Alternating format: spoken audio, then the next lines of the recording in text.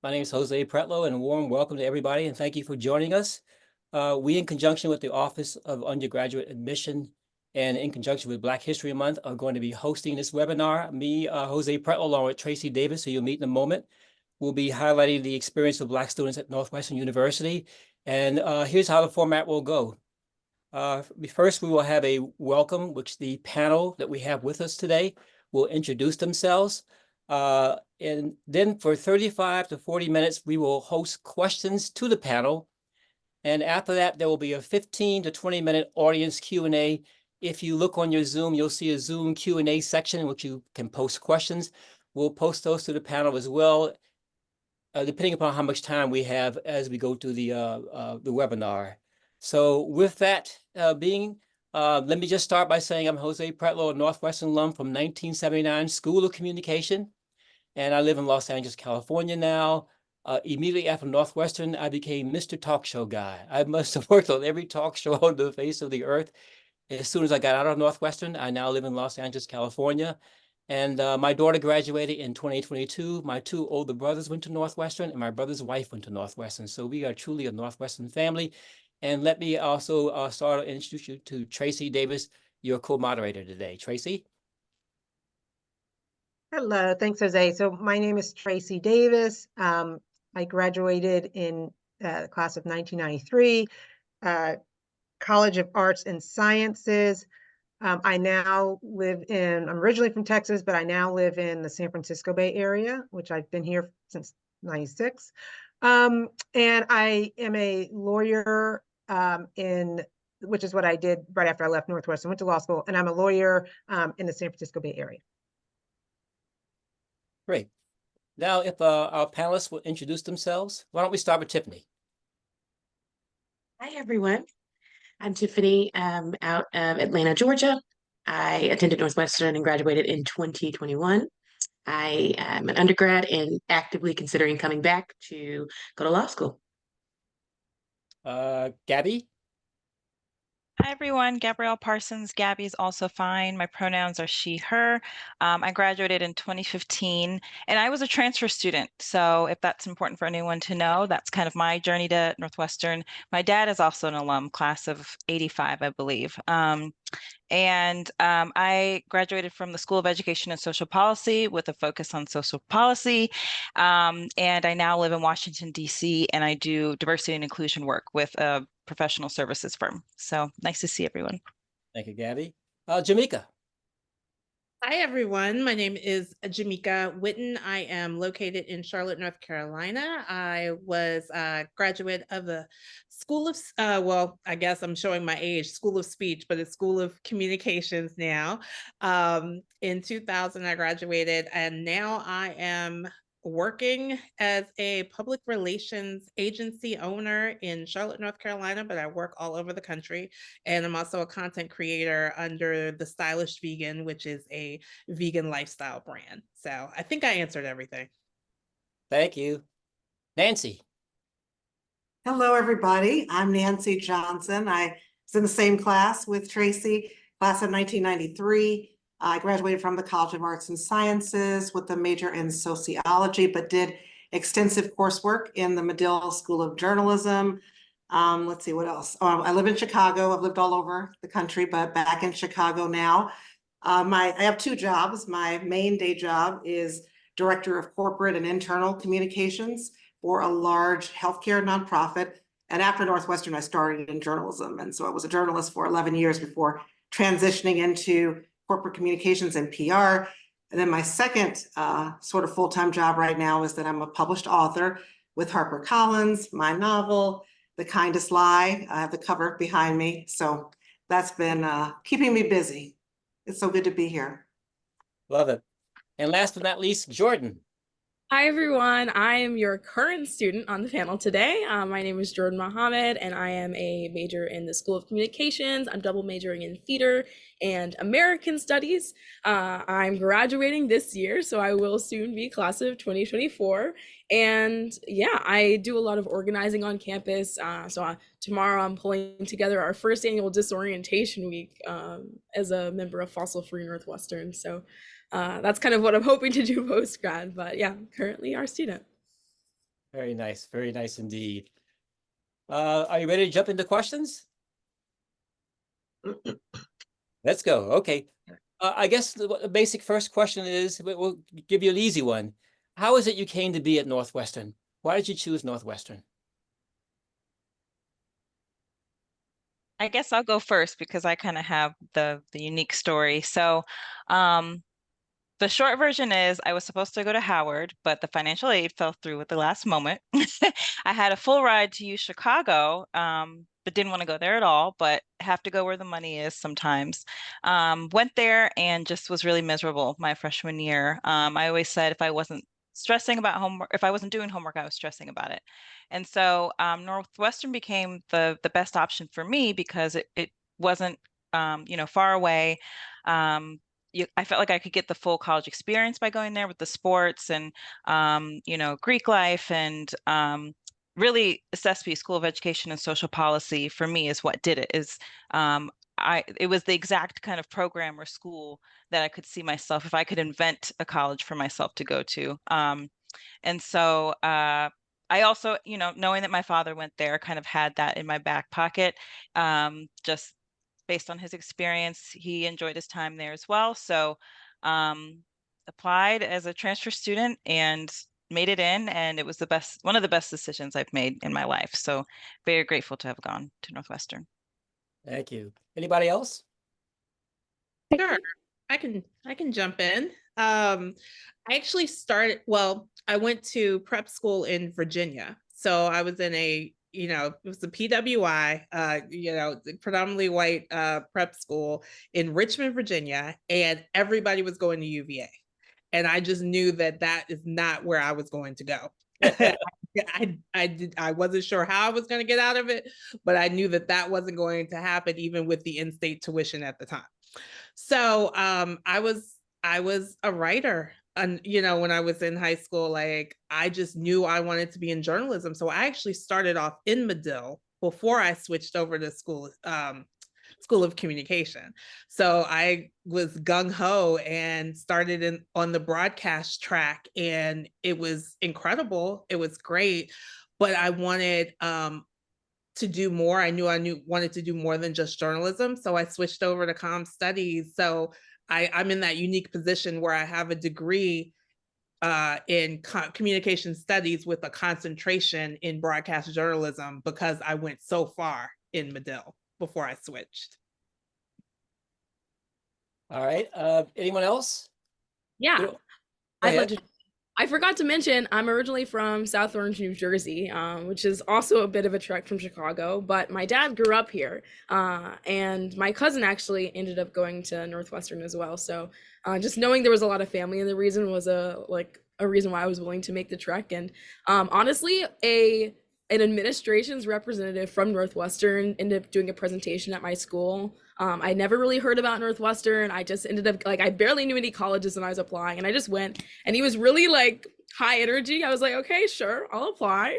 And thank God I ended up getting in. It really ended up being the perfect choice. One, because I really love the quarter system. I have a lot of different interests, from performance to history to just a lot of different things, and Northwestern wasn't going to make me say no to that. Two, I really like the class size. It's 8,000 is not a common number. It's kind of a middle ground, versus my high school was 2,000. I felt like I knew everyone, but I didn't I wanted to be in a bigger space, but I didn't get lost in a sea of people. And so that number felt good. And then just talking with my cousin about the kind of Black experience at Northwestern, she was telling me about how FMO for members only, and how there were a lot of active groups. And I was already doing the climate strikes and all that protest things in 2020 when I was kind of making my decision, and Northwestern was a place that was active. So I was I'm excited to be there, and it really ended up being true. Kind of all the things that I was excited to come for. That's good. Let me just clarify that everyone does not have to answer the question. We can move on to other questions. There'll be plenty to go around, I promise you. Tracy, you have a question for the group? Yeah, if you could talk about your experience as a Black student at Northwestern, given it's a PWI, and what did you really love about it, and what were some of the challenges? Let me start with you, Nancy. Okay, I came off mic. It's so interesting because I came from a predominantly white institution for high school, a college prep in Chicago. So I was accustomed to that kind of an experience. And I don't know if they still do something called, I think it was SAW for some students, where they get to kind of get together and study and get to know each other ahead of time before they actually start at Northwestern. I did not participate in that. I didn't know about it until I got to Northwestern. And so I'll admit, it was in the beginning, I was thinking, oh my God, everybody has friends already. Like all the Black students know each other. But that wasn't true. Everybody didn't know each other because everybody had not participated in that. But for me, it was in high school, it always felt so cliquish and, where am I going to find my place? But I think the beauty of Northwestern was I found my people, right? Like you had the more Afrocentric people, you had the jocks, you had you just had different kinds of people and groups of people. And so there was space, I thought, for everybody, for Black students to find themselves. The Black House was a center of Black life. I definitely found myself going to the Black House. There were some friends who would study there all the time. I didn't necessarily study there, study more in the library or in my dorm room, but I would go there and just hang out. I remember hearing Harry Lennox, the actor, speak there. He was an alum, and just being so impressed by some of the Black alums that were brought back. And then I would say the last thing I will say is, I think from an activism standpoint, that's where I really got introduced to activism, was at Northwestern, because I was there in 1992 at the time of the verdict in the trial of the 4 white officers for the beating of Rodney King, the Black motorist, caught on video. And I just remember just this feeling of we need to do something about this.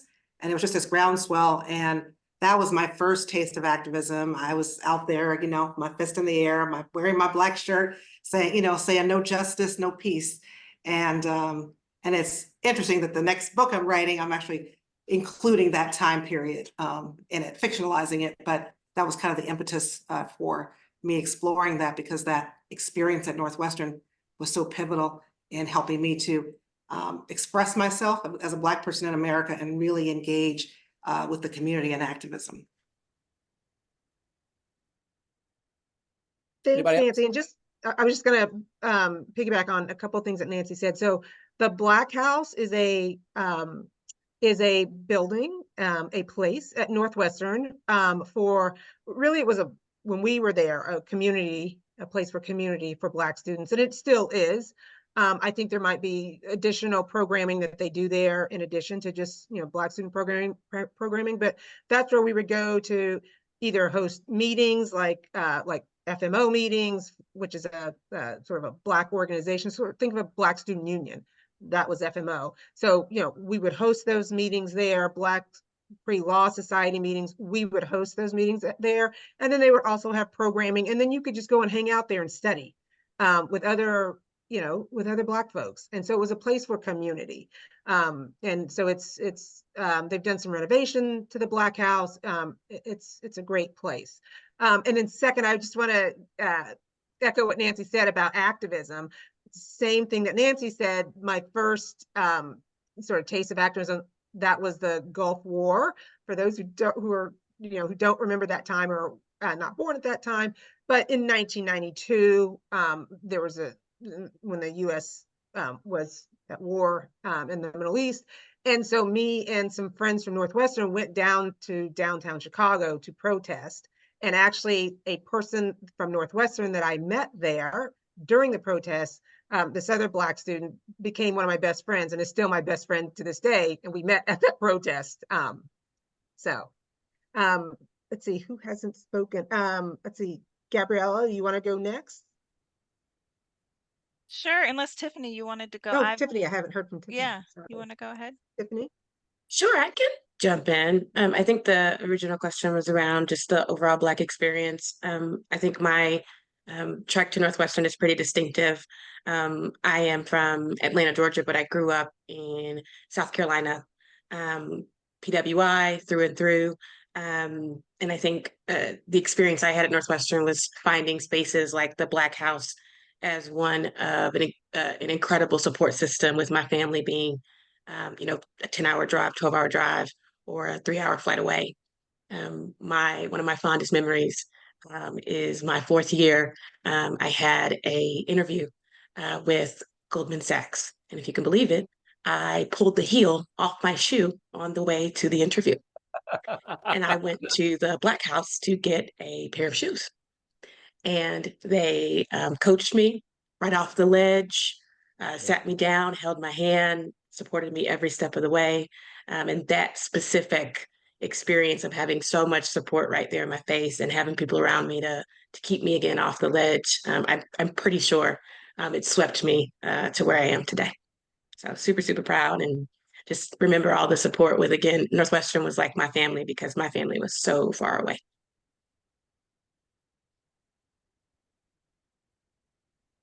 Let's see, Anybody else? Tamika, you want Gabrielle, did jump you in? want to to, jump in? Gabriella, either one?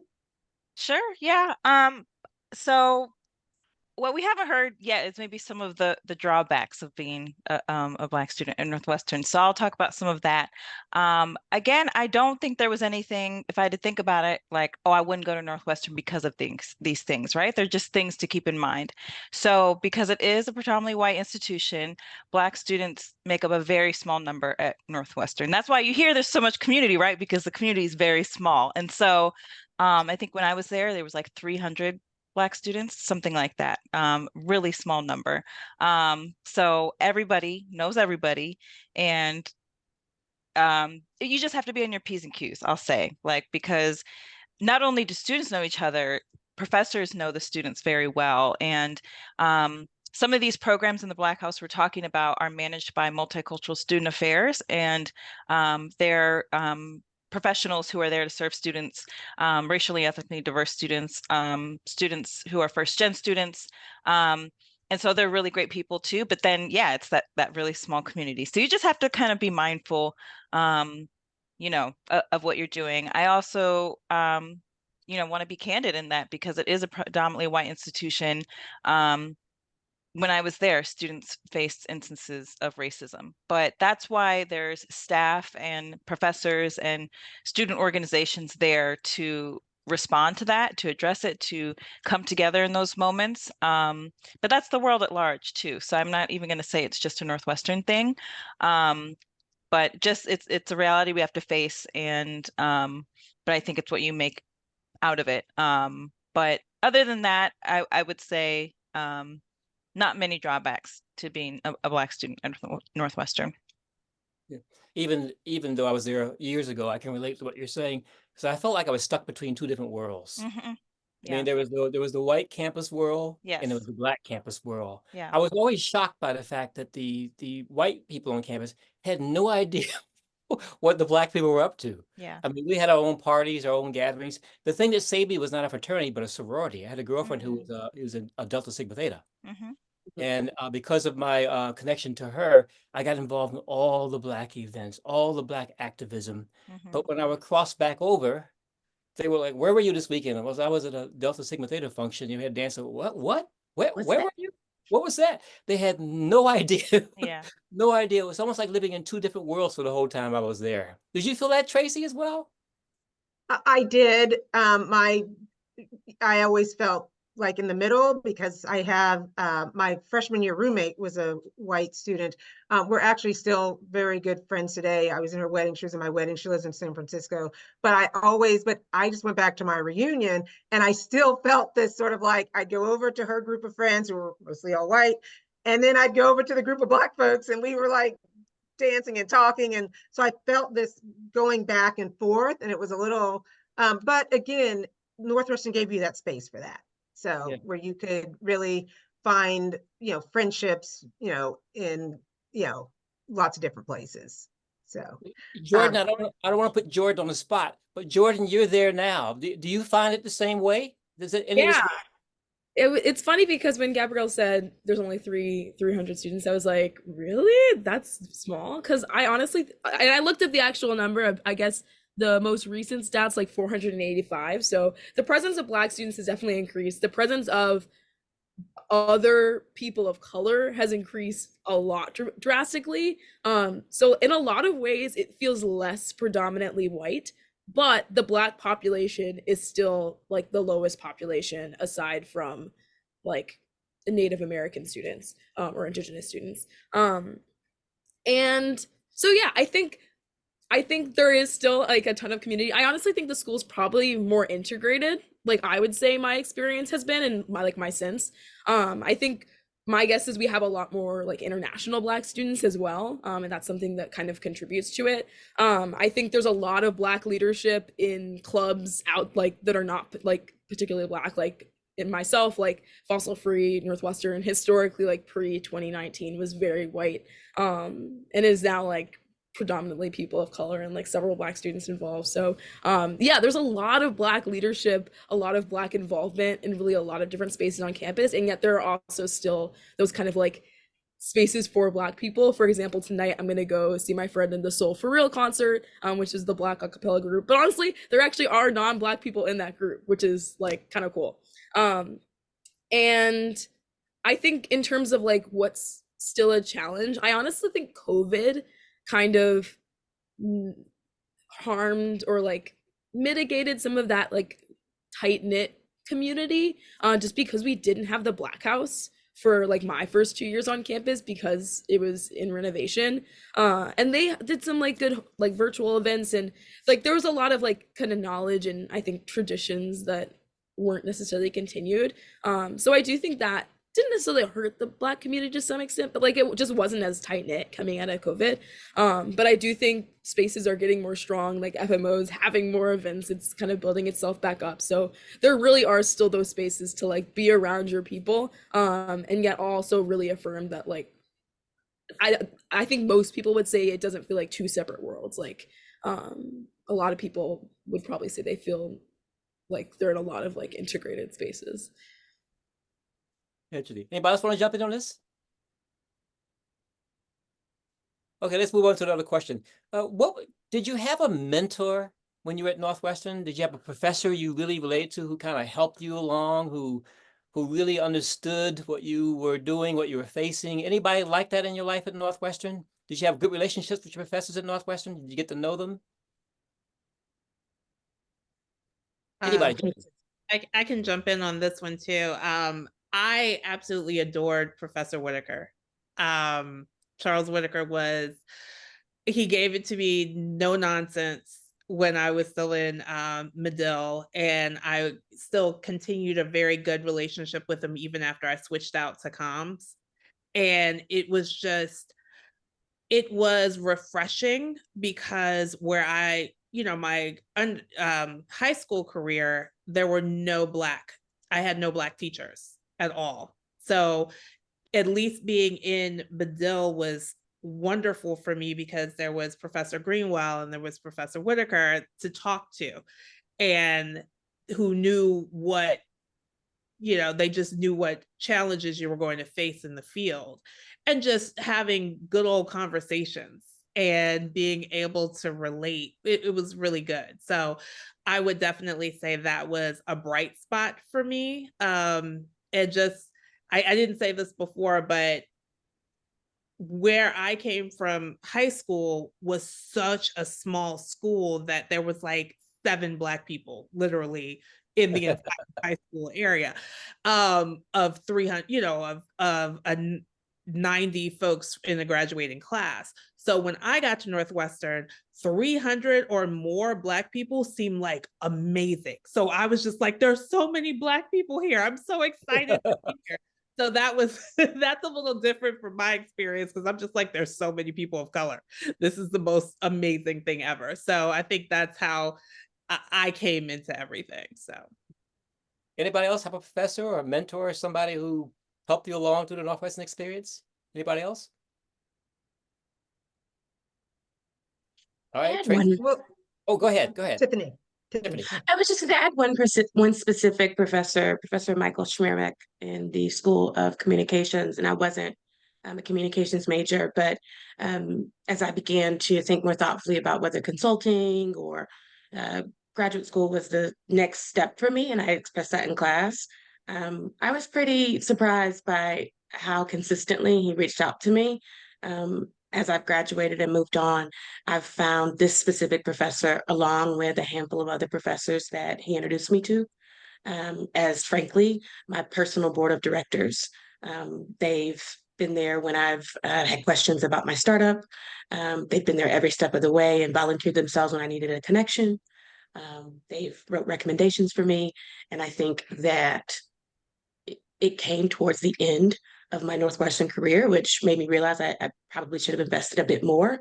But I was super surprised to feel, the depth and the breadth of Northwestern professors and tenured people who have a relationship with the school be able to reach out on your behalf. I think for me, that's been a huge part of my growth since Northwestern. So super grateful for those professors and building those small, intimate, incremental relationships that frankly, a lot of times they come from class. They come from standout students. And I know as a Black student, it's not too hard for us to stick out, but I'm grateful for the. Tracy, you got another question? Well, I was just gonna really just encourage students, because sometimes when there are so few Black students, at a university, you can feel a little sort of self-conscious about sort of reaching out to professors or developing those mentorships, or sometimes you don't know how to develop those mentorships. And it seems like, non-Black students sometimes seem to be forming those relationships with professors. And so I would just say, as a Black student at Northwestern, it really is important to sort of go to those office hours and meet the professors, and sort of, because just going to office hours, even if you don't think you have a question, just make up a question, like from a lecture or whatever, just to go and talk to them, because then it just kind of sort of opens up from there. And I did have a professor at Northwestern, he taught one of my poli-sci classes, who unwittingly and unknowingly became a mentor for me, because I took one of his poli-sci classes, and after the class, I thought he was actually kind of quirky, and I was like, oh, he's kind of challenging. But like toward the end of that quarter, he was going to be teaching like a seminar on the Constitution, one of the amendments to the Constitution, and he knew I was kind of interested in law. Yeah. And he asked me to take his class, and just him asking me to take the class sort of boosts your confidence, that a professor is interested in your development as a student. And then when I took the class, he did mentor me, and so anyway, I just wanted to say that there are professors at Northwestern who are really good about that. But as Black students, I also think sometimes we have to sort of reach out, even when it might seem a little challenging. Yeah. Yeah, I agree. Tracy, I just wanted to add on that too. I minored in African American Studies, so I lived in the AFAM department, and that's like those were some of my main mentors. I also worked on campus for multicultural student affairs, and so again, the personnel in that department were super helpful and kind and supportive. And to this day, the director at the time is still a mentor and friend of mine. But I just really wanted to echo what Tracy was saying is about taking that initiative to form those relationships. It might seem really daunting, but you'd be surprised how kind and generous and willing to help professors are. I did research apprenticeships where you work alongside professors, and especially if you're really interested in their work, and if it's something you would like to do in the future, it's just really great experience to do that. But also, don't just look for Black professors, right? Because there's not that many there unless it's the AFAM department. But identify those sponsors who are good allies and could be, or professors who could be good allies and sponsors for you, because they might have the social capital to get you all kinds of experiences and connections and opportunities at Northwestern and beyond. So if you really connect with someone, even though you may not have that much in common identity-wise, still leverage that relationship, get to know them, and you might have more in common than you might think. So, Thinking of my daughter's experience, she graduated in 22, was, not only do you go there because you're in trouble, which many people think, I'm in trouble, I got to go see my professor because I'm in trouble. But when she actually started going to see them, they kind of expect it. They expect you to come. And she learned so much stuff from actually going in and talking to them, and they like it. They think you care. And they like seeing your face in those offices and talking to them. So she learned a lot. She learned a lot through the whole COVID thing too, because it's all online. And and to walk around my house and see my daughter talking to a professor, sitting on the couch was like, it freaked me out at first. But it was a one-on-one thing that Northwestern has, and I think they expect you to do it actually. Tracy, you got another question to propose? Let me just ask you one thing. And it's for people who are listening and are prospective students, that kind of thing is, let's talk about the roommate thing for a moment here. Because it's one of the most terrifying things to a student who's going to go to college is a whole roommate thing. By the way, I went into my roommate blind and I could not stand the guy. And the one thing I wish people had told me back then that I know now is your roommate does not have to be your best friend. And I tried because I did not want to fail. I wanted to make it work, but we were like night and day. Did you have a roommate before you went? Did you get a roommate when you were there? How did it all work out for you? Nancy? That's so funny. Before we got started, we were talking about which dorm we lived in, and I lived in Foster Walker Complex, known as the Plex, all 4 years at Northwestern. And so those were, and I don't know if that's still the case, but they were singles. So I did not have a roommate the entire time. There was a lottery system. And I was always like, oh, thank God, every time when I didn't have to have a roommate because I didn't want to have to navigate that relationship.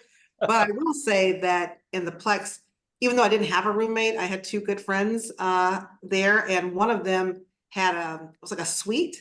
And for some reason, she's Black. And for some reason, she was always, I don't know, somehow the white roommates disappeared. Not disappeared as in, criminal disappeared, but they ended up not being her roommate. And so my other friend and I were always over there so much that it felt like having roommates, because that was the biggest room, her suite. So we had an opportunity to just, hang out, sit on her bed, listen to music. And so it was that experience. And also in the Plex, even though it was singles, many of us left our doors open. And so I got to, like wave and talk to people in the hallway, people of every race and ethnicity. It was really nice. So I still had community. The other thing is in the Plex, and I don't know if it's still there or if they even consider it that, but we had what was called the Black Lounge. And so the Black Lounge was definitely a place where, and I'm dating myself because I was there early in the 90s. And so we would watch every Thursday night, the Cosby Show and A Different World in the Black Lounge. People played spades in there. So it wasn't a roommate situation, but it was still community, even in a dorm where we were all in single rooms. I can co-sign all of that. I lived in the Plex for 2 years before I moved off campus. And when I moved off campus, I moved in with all Plex people. So yeah, you definitely develop a sense of community, even though you're in singles. So yes, I'm glad you said all of that. That brought back wonderful memories. Oh, the old roommate thing. It's crazy. I could jump in. My situation was a little unique because I started school during COVID. So I went random, and my original roommate, we actually never got to be roommates. Like we became friends over the summer. Actually ended up meeting up, but we were told like we couldn't move in on campus. And I came back. I didn't go back winter quarter when people could, and so she got a different roommate. But then I came back and had a different. Oh, and I was assigned someone else. And then I became friends with her, and then I actually didn't even end up rooming with her. And then I was randomly assigned another person for my spring quarter. And we actually became really good friends. Like we just like studied together. We like listened to fun music together, and we don't hang out anymore. Like we never talk, never see each other. But it was just like one of those cool experiences where like I'm friends with, like I have a really great roommate relationship with this person. Like we don't need to be friends outside of this. Like it didn't last outside of the roommate relationship. It was a really beautiful relationship that I appreciated. And the roommate I got the second year, I actually did end up meeting her. We just kind of hung out once, and I was like scrambling to find a roommate for the next year. I was like, hey, would you be willing to room with me? And that ended up working out. And I live off campus now, and we didn't move here together, but I told her I was moving here with another friend who I just like met from around. And she ended up moving here too with her friends. So even though we didn't move here together, we actually both live in a house together, which is cool. So I'll just affirm, like, your roommate doesn't need to be your best friend, but sometimes, like, they can just be like a cool relationship, like a cool person, you know. Sometimes you never even see them. Yeah, or sometimes it can be your best friend, which I know people who that situation has worked out. That's true. Anybody else? Tracy, you got a question? I'm just curious. We talked a little bit about this when people did their introductions, but just if people can just tell sort of like what you did after Northwestern in terms of careers, because students go to colleges and universities and they're trying to decide, is this university going to help me sort of achieve my goals, whatever they are. Some don't know going into college. Some of you may not know going into college what you want to do. But if some of you can sort of talk about that experience, maybe you didn't know what you wanted to do when you started at Northwestern, but then how Northwestern helped you sort of develop that and what you did as a career and how Northwestern helped you in that.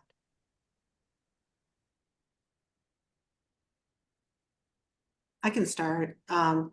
So I ended up, since I did a lot of journalism work at Northwestern, I met Derek Blakely, who's a local NBC news anchor in Chicago. He spoke at a class I took, at a basic writing course, and then I just stalked him until he let me be his intern. And so he did, and he said, yeah, I was really persistent. We stayed in touch. So he's, I still consider him a mentor to this day. I've got together with him, last year. But I would say that just the experience of learning how to write and be a storyteller, all of that was beneficial for me later on. When I got into news, my first job as a reporter, the woman who hired me at this really small independent station in Kenosha, Wisconsin, was a Northwestern graduate. And so she saw that on my resume. She was like, oh my God, Northwestern, And so that was really opened the door for me to do that. And I just think so much that I learned as a student there, like I said, the writing, the storytelling, all of that has been beneficial for me throughout my entire career. So yeah, anything else that you want me to add? I can't think of anything else. Well, how did it help you? You said that you're an author now, you published your first book. So how did your experience at Northwestern, you were in, you took a lot of journalism classes, but you started out as a reporter. How did it help you sort of transition to telling stories through being a published author? Right. No, thank you for the prompt. I had the foundation. I think that was what was most important, that storytelling foundation. And I knew how to tell stories as a journalist, nonfiction, but I didn't have the creative writing piece. And so it really gave me that, like I said, the foundation was there. And so then I was able to go to workshops and conferences and build that skill set because I didn't know I wanted to be a novelist. I had no idea when I was at Northwestern. I thought I wanted to go into, I thought I would go into journalism, and I did that. So I think it's also a lesson in it's never too late to pivot, and that everything that you learn is, like I said, foundational, and you can still use it later in life for whatever you do. So I had also participated in Northwestern's National High School Institute Chair Program when I was in high school. So, so all of those things, those experiences, even before Northwestern, even before being a student at Northwestern, but doing that summer program, the years at Northwestern, all of that prepared me, I think, for the career in corporate communications and now the career as an author. And, when I published the book in 2021 in hardcover and paperback in 2022, I had students who were in my class or a year or two behind me who had me on their podcasts, who've, gotten me write-ups in Northwestern's Alumni magazine, and just so many people who've been really supportive of me and of my career and of my journey. And many of us still get together and we trade stories and try to figure out what's the next level of that. I just got together about 4 or 5 months ago with some of the Black students from my year, and we were a lot of us were talking. One of the young ladies was saying, what's your story? What's your story? So it was still that storytelling. We were talking about how can we elevate those stories and amplify our voices all these, 30 years later. But a lot of that began during our journey at Northwestern. Great. That's really great. It was the same for me, I think, too. I had an internship at a television station in Chicago called WTTW, Windows to the World. That's what it stands for. And I would go there twice a week on the train. And the station was not located along the train line. So I had to take a bus from the train to get to the station. And I was so cold, so cold. But it was Northwestern that introduced me to that. And that's how the whole TV thing started for me, is because Northwestern, a professor told me about the program and I applied for it. And lo and behold, I got one of the 2 spots. And it changed my life. It really, really changed my life. It was a wonderful thing, but I would not have known about it if I didn't take advantage of those office hours. That's why I found out about those office hours. I wasn't until I graduated from Northwestern until I realized how much the campus has to offer. There's theater. There's a good football team now. There is a great women's basketball team. There's a fantastic men's basketball team. There's so many things to go to on the campus. Did you take advantage of all that when you were there, or you regret that you didn't? I feel like I did all the things, except I really regret I did not study abroad. That is my biggest regret, but it's fine. I actually ended up living abroad for a few years, so it worked out on its own. But yeah, I feel like I tried to do everything that piqued my interest, even if it meant, extra time on the evenings or weekends. It really, I don't want to take too much time here, but I think because I was a transfer student, I had to hit the ground running when I got there. So everything I did was super intentional. Every single class I took, every club I joined, I did summer programs, not academic, but like kind of things like internships or research assistantships that would inform, what I wanted to do beyond Northwestern. So from the minute I landed there, I really was thinking, how can I make every experience I have here like collateral for when I leave Northwestern. But study abroad. If you can do it, because Northwestern will pay for it. That's a great thing. Did anyone join any clubs? Jordan, clubs? Yeah, I guess I could talk about my involvement. It's crazy because there's so many amazing things that happen in Chicago, but I rarely ever see them because there's so much happening on campus. I think that's partially because I am a theater major, so I'm honestly at the point where I'm like, I don't go to all the things that I used to go to, but for my first 3 years on campus, like I was probably going to like at least 2 shows a weekend. Like there are over like 4 performances and things happening like every single weekend. I think I've like seen some of the just the most amazing performances, like people are just creating really innovative works of art. I love the performance studies department. I've only taken 1 class, but I've gone to a lot of cool events. There was this one like storytelling event. I love anything that grad workers are doing. The spaces that they're involved in are just like so lovely.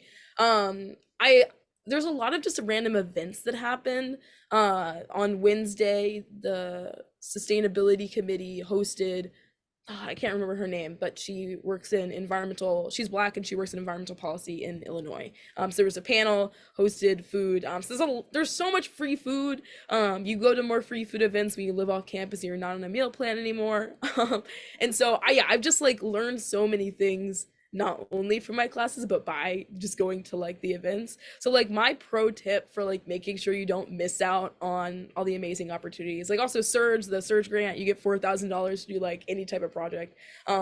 Check your email because a lot of people that don't know about the things that are happening, and just like join all the newsletters, join the listservs. You don't have to go. I've been on the Happiness Club listserv my entire time here and I've never gone to a single event, but I know that they're happening and I can go if I want to. Like the outdoor, like one of my favorite random things that happened, the outdoor club hosted like a snowball fight 2 years ago in winter quarter. It was super random and it was the most fun thing ever that I did. So there's really a lot of gyms that come through email, come through the Instagram post, and share them with your friends who aren't as good at checking their email.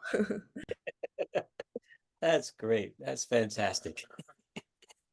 If I could, I'd piggyback off of Jordan, the listservs. I know I spent my first year at Northwestern was right on the other side of the lockdown.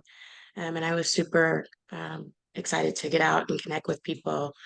Clubs, I did a ice skating club. I did a finance club. I found myself almost going around the world just to make those connections and find things I was interested in. And I think the beauty of it was everybody knows it's something we're all doing off the side of our desk, putting scholastics first and our families second, and then these come third. So you can flex in and out, and there's not a lot of pressure. But I had an incredible time. I think on some of the business clubs, they have a little bit more, aggressive rigor. And then improv comedy, there's a lot of awesome work that comes out of our music and performance departments, and they just do incredible stuff on the weekends. It's a great opportunity to go and get together with your friends and do something social. To Jordan's point, that's free, and they often offer food. That's great. Was the go ahead. Who's going to talk? Go ahead. You Oh, can talk. that was me. Sorry. No, that's okay. I wasn't in a lot of clubs, but I was in a lot of activities. So I did a lot of student government, the Daily, Northwestern News Network, all of that. So although it wasn't a lot of clubs, there were a lot of activities that kept you super busy. And I definitely don't regret any of that. Yes, I didn't sleep as much as I should have, but I think it prepared me for entrepreneurship, number one. And it was just really good. Especially, I would say student government was helpful because that you got to meet so many people from different sectors of the university that you would not, you wouldn't see them just in your normal classes. And being able to have a wide variety of colleagues at that young age, it was really good. And I have a lot of those friends still to this day. So I would say get in as many activities that I do say get some sleep. Don't do what I did. Don't stay up for the entire 4 years. Yeah. But yeah, get some sleep. I was one of those too. I was also in Chicago too much. Way, way too much. Well, when you thought about going to Northwestern, what surprised you? You thought it would be so and so, but it was so and so. Anything like that for you? What surprised you about Northwestern that you weren't expecting? A good thing, perhaps. I wasn't expecting to have the diverse group of friends that I ended up with. I had a core group, sort of like what we talked about earlier, where you were living kind of two worlds a little bit. I not so much I didn't have that many quote unquote white friends, so to speak, but other people of color. For whatever reason, when in my dorm room in the Plex, I was placed with a lot of Latin and Asian students. So I was exposed to so many different cultural things and people's families and traditions, and that surprised me that I was so embraced by these other cultures and other people of color that I had not had access to when I was in high school or growing up. So that was eye-opening to see that we're all different yet the same. And there was so many different themes that were similar with other folks of color. And we were all activists against anything that we saw that wasn't what it was supposed to be. People came together when it was racism on campus or any kind of discrimination happening, and it wasn't just us that was fighting against, it was Black and brown and Asian together. So it was good to see, at least my experience. Oh, okay. That's very nice. Tiffany, anything for you?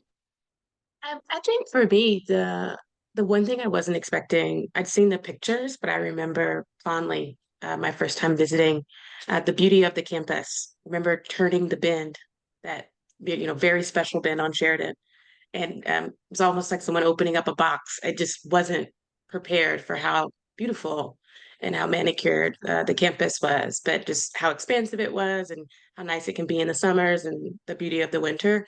I come from the deep South, so we have effectively two seasons, right? warm and then a little cool. So it was nice to see something so distinctive. And I really always enjoyed coming around that bend and almost leaving Chicago and going to another place. It truly felt like you were going to a different part of the world. Very good. Awesome. Okay, so we're going to move to some Q&A. So there's some questions in the chat. So I'll read the first one and then folks just jump in. Is there any disadvantage to the quarter system due to not being available for summer programs or internships until after your semester college peers who finish school in May or early June? I can just jump in this. I'm also a tour guide, so I answer questions like these a lot. So Northwestern is like, we have a notable name. And so like a lot of internships like may say like, oh, we start during May. But a lot of those are going to be flexible because they want Northwestern students. And so like a lot of are like just automatically going to like say we have a range starting point because there actually are like a increasing number of schools in our country that are also on the quarter system. But in general, even if it says it's like starts in May, they're going to be flexible because like they want Northwestern students. So I don't think that's a significant disadvantage. I think the main one is just like, does a more fast-paced system where you're not spending as much time in a course. You may have a few more, like the testing happen a little bit more frequently, even though you are tested on less. So I think it's more so like about learning style, like does that kind of environment work better for you or not. It can feel fast to people. It can, like we do kind of just call, there's like the beginning of the quarter, end of the quarter, and then there's midterm season because you got just a lot of midterms at different times. But that's more felt by like people who are engineering and STEM students, and not really me, who's done a lot of humanities classes. I really haven't ever felt the tough midterm season, but it does exist. But yeah, it's really just kind of different, more fast paced. And so it works for some people, doesn't work as much for others. Gabrielle or Tiffany, either of you want to jump in on this? Yeah, I work at one of the big four professional services firms. So we have a really robust internship program. And I just know that it doesn't start until like the timeline, like considering colleges that are on the quarter system. So it's not like internships start like June 1st or like, May 15th or anything like that. They really do consider, I feel like most internships start in July, maybe like July and August. So I don't, based on my experience, I had friends who did internships at Google, Goldman Sachs, Deloitte, you name it. So I don't think it ever affected their chances of doing those great internships. Okay, I'm going to move to some questions. Now, there's some questions in the chat that I think the admissions office can answer. So I'm going to ask the questions that are more sort of student oriented, personal, that folks can answer. So one person asked, is Greek life big on campus? Anyone who's Greek or can answer that or wants to answer that? Not Greek, but yes, it is. It's a Big Ten school, so it mirrors a lot of the other Big Ten schools in that it's a very big presence on campus, both white Greek life and then Black Greek life, and then actually the multicultural orgs as well. That being said, you don't have to take part in it at all. You can be totally removed from Greek life, but it's definitely there. When I was there, the Divine Nine was there on campus, but they weren't that big, so it depends how many lines they can take in. Sometimes the chapters kind of die out till a new line comes in, or they face any issues. Sometimes they're not there. But yes, it's a very Greek campus if you so choose to be part of it. I think I'll give a caveat to that. I think it's a lot smaller than it was. A lot of sororities left campus during COVID. There's been a lot, like there's a whole abolish Greek life movement on campus, and like a lot of the fraternities been called out. One of them was disbanded by the national fraternity organization. So like, I think it's growing since COVID. Like we just got an email because people were showing up in costumes to class on Tuesday, which is like quote unquote like a kind of hazing thing. And we were actually learning about hazing in my state class. It was very ironic. But I'll honestly say like it's really not felt as much as it was. There are still parties, they're still active, but yeah, it's really not as like in your face. I was just gonna say that for me, it was a big part of the party scene, certainly in the 90s. I felt like a lot of the parties were sponsored by the Divine Nine. And when I first came to Northwestern as a freshman, I remember getting together with other students like from all backgrounds, and we were just like going to all the white frat parties just because we were trying to explore. But then, that died out after the first, couple of months, and then we kind of gravitated to more of the Black Greek activities. It felt very, at least when I was there, it felt very elitist to me at the time. And so I wasn't interested back then, but grad chapter, I ended up pledging AKA. And it's interesting now that I talk to some of the people who were there at the time that I was there, and the relationships are so different and everybody's very cool. And it's just a dynamic that I think is a little different when you're on a university campus and people are going through that process. Okay, so we have time for like a couple more questions. So one person wanted two questions. Well, let me start with this one. How did you get involved in activities like being a tour guide or an orientation leader? How do you get involved in those things on campus? Jordan, you want to speak to that? Yeah. Talk to people and check your email. So I wanted to be a peer advisor for the freshman orientation, and I didn't. I missed the application. And so I was just talking to my friend. She was like, "Oh, you should apply to be a tour guide." And I did. Ended up working out. But then the next year I was a peer advisor. So like, talk to people about doing. I feel like I know so much about Northwestern because I'm a tour guide that like I'll hear people around me like don't actually know, and so like I try to update them. But yeah, I mean, I think the biggest thing is like asking questions, checking your email, talking about what your friends are doing. I was recently like talking to everyone I could because I'm like last minute scrambling to pick my like science class that I need to take to graduate, and I want it to be a good one. So I'm just like talking to everyone I know, like what are your recommendations? And so often like crowdsourcing, and then doing your due diligence to check your resources is the best way. Okay, thank you. All right, two more questions. One is, if you're not from the Midwest, is it hard to adjust to the weather? I love this question. Yes, and I'm gonna start actually first because I'm from Texas, so I didn't even have a winter coat, and I went to Northwestern.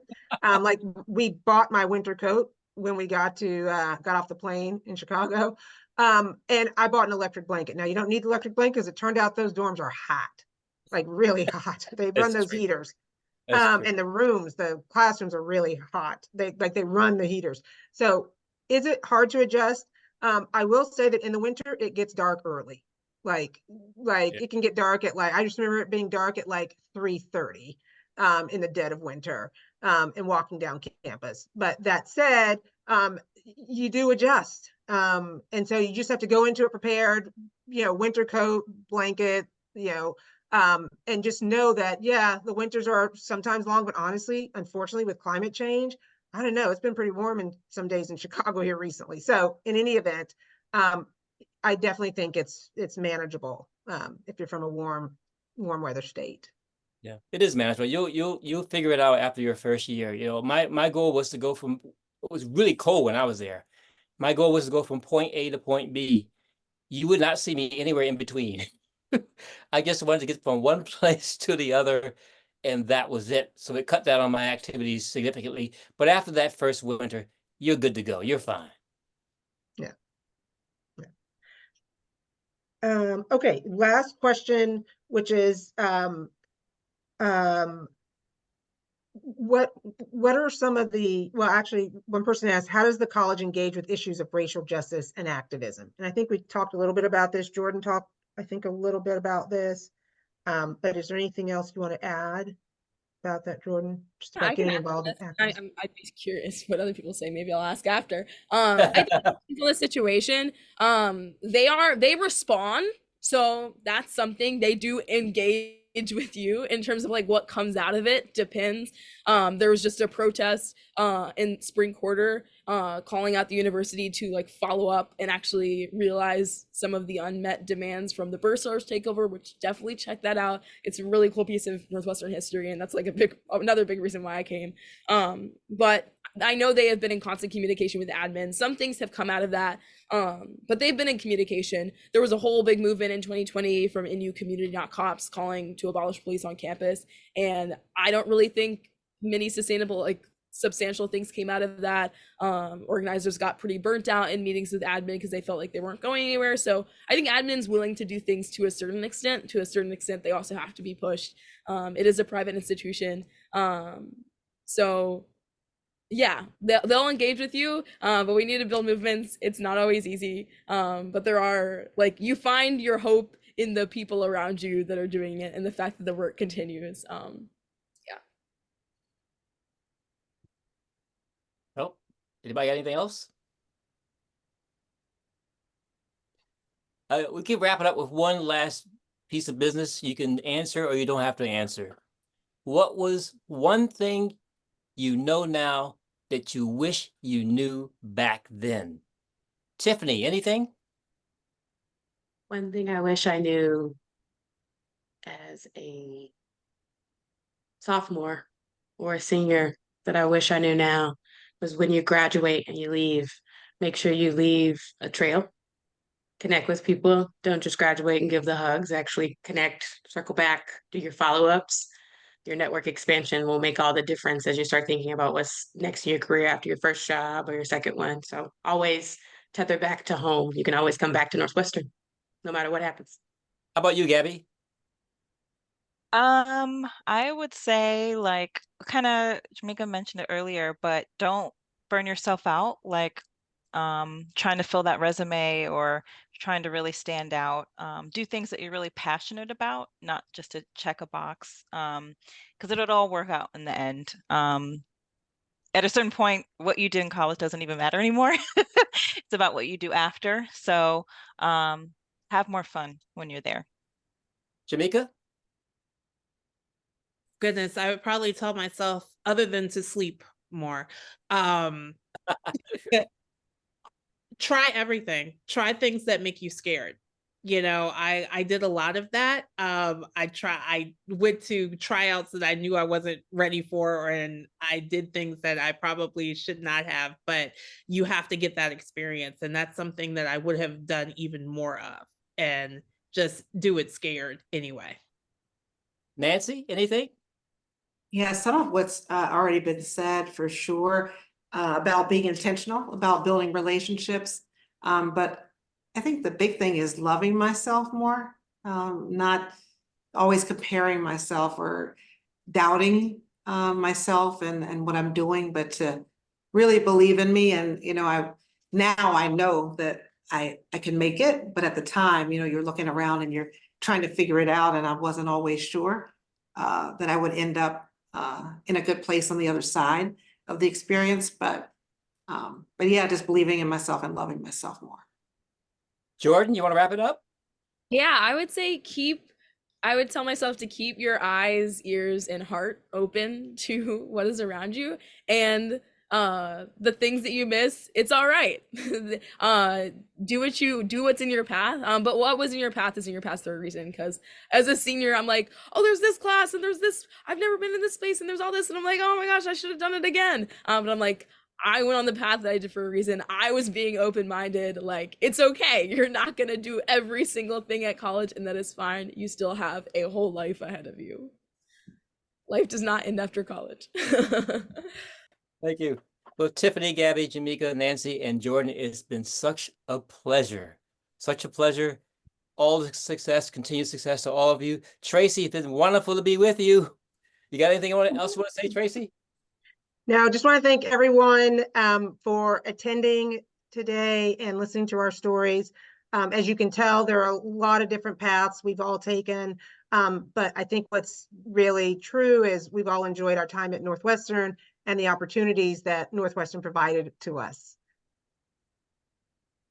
Amen to that. And thanks, Nick, for getting us together. Yes. Thank you, Nick. Well, everybody have a wonderful, wonderful weekend. All right. Take care. Bye. Thank Thanks you. all.